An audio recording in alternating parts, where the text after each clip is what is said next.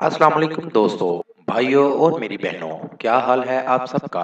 उम्मीद है कि आप सब खैरियत से होंगे। आज मैं अपने दोस्तों के लिए बहुत ही कमाल का अमल लेकर आया हूँ। मेरा कोई भी अमल करने से पहले आप हजरात से गुजारिश है कि अमल की ज़कात जरूर अदा कर दिया करें। कोशिश किया करें कि अमल रात को तन्हाई में किया करें। तो चलिए दोस्तों, बढ़ते हैं अमल की जानिब। शलवार के नाले के साथ बांध दो, फौरी महबूब का फोन आएगा। जी हाँ दोस्तों, बहुत ही पुरतासीर अमल है। अगर आपका महबूब आपसे नाराज है, इस अमल को करें।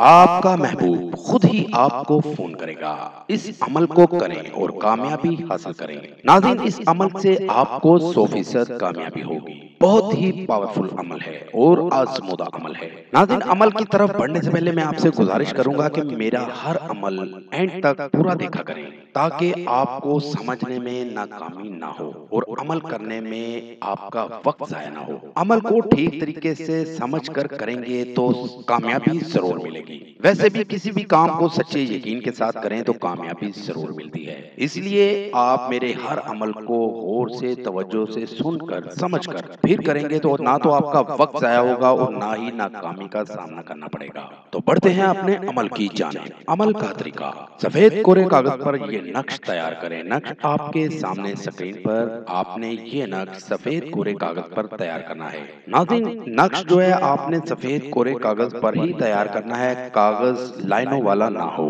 और सुर्ख पेन इस्तेमाल करना है। आपने इस नक्श को बनाने के लिए सुर्ख पेन का इस्तेमाल करना है। बॉल पॉइंट हो जाए, पेन हो जाए, मार्कर हो जाए, लेकिन सुर्ख कलर का हो, सुर्ख रंग का हो। और आपने अमल करने से पहले पाक साफ होकर अमल करना है। इस अमल को कोई भी कर सकता है।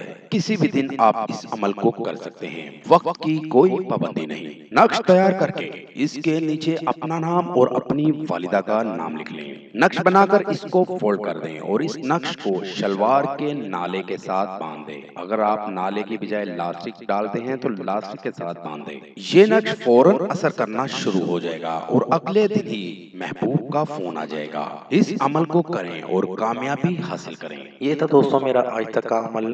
अगली वीडियो के लिए इजाज़त चाहूँगा। तब तक अपना ख्याल रखिएगा। खुदा हाफिज।